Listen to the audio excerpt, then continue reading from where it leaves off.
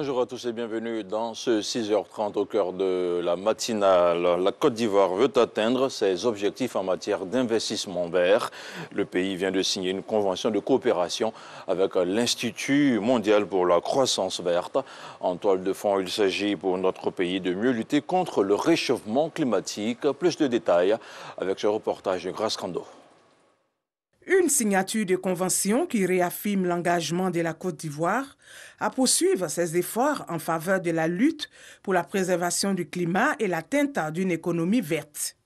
L'Institut mondial pour la croissance verte lui apporte son soutien dans sa politique de développement durable. Il s'agit de développer des projets en partenariat pour renforcer la capacité d'un certain nombre, par exemple, de négociateurs qui participent aux négociations. Il s'agit aussi de renforcer la capacité d'acteurs du secteur privé, d'acteurs de la société civile, pour permettre en fait de renforcer tout l'écosystème vers la compréhension des enjeux climatiques et vers donc les atteintes de développement plus durables et plus verts. L'adhésion de la Côte d'Ivoire à l'Institut mondial pour la croissance verte s'inscrit dans le cadre de la mise en œuvre des engagements pris par la Côte d'Ivoire en matière de réduction des émissions de gaz à effet de serre lors de la COP 21 à Paris en 2015.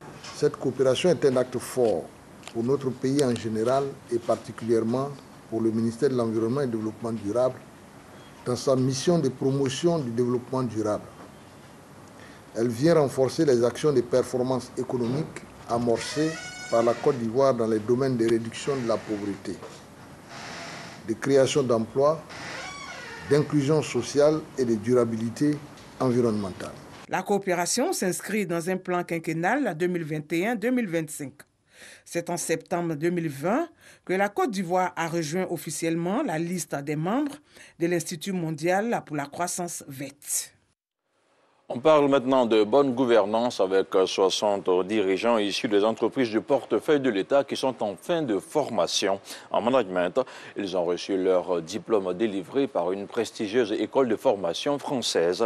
La formation visait à parfaire leurs connaissances afin d'améliorer les performances des entreprises publiques. On en parle avec Mahama Traoré.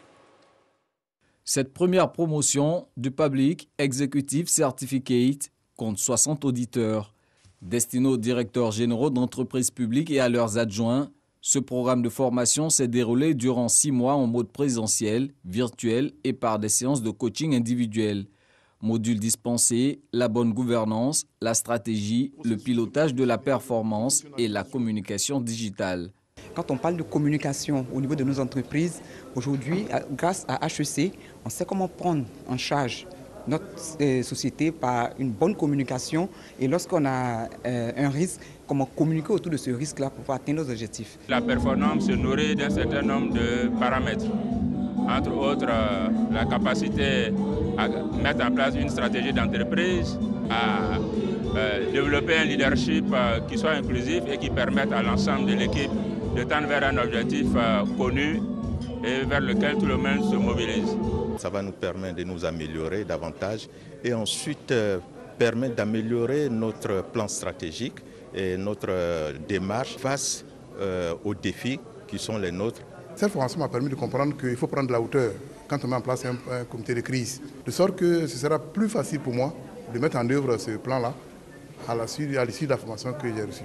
Nous trouvons que ces modules sont des éléments essentiels pour compléter notre vision et nous permettre d'avoir des bons résultats au niveau de nos différentes entreprises. Des entreprises du portefeuille de l'État efficaces de par leurs prestations et rentables. Voilà qui motive le gouvernement à miser sur le renforcement de capacités des dirigeants sociaux.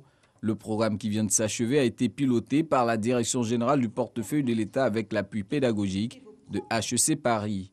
Nous sommes dans un environnement international comme national qui est en perpétuel mouvement. Il faut acquérir de nouvelles connaissances également et donc c'est de se donner, maîtriser tous les outils qui vous permettront donc de renforcer les performances de votre entreprise. Ce qui importe, c'est qu'on ait un mouvement haussier, un mouvement positif concernant l'évolution des résultats de nos entreprises publiques. 81 entreprises sont répertoriées dans le portefeuille de l'État.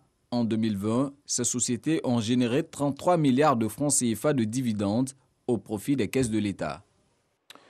Et on termine à ce premier point d'information avec cette brève dans l'actualité internationale, jusque-là considérée comme un îlot de stabilité en Afrique de l'Ouest. Le Bénin fait désormais face à des attaques terroristes. Un Français âgé de 50 ans a été tué dans une attaque terroriste perpétrée mardi dans le nord du pays. Mercredi, l'ONG de défense de l'environnement African Parks avait annoncé que 5 gardes forestiers et un soldat de force béninoise avaient été tués dans une embuscade dans le parc W, un site naturel transfrontalier géré par le Bénin, le Burkina Faso et le Niger. À Paris, le parquet national antiterroriste a ouvert une enquête pour assassinat en relation avec une entreprise terroriste, une enquête confiée à la Direction générale de la sécurité intérieure. On se retrouve à 7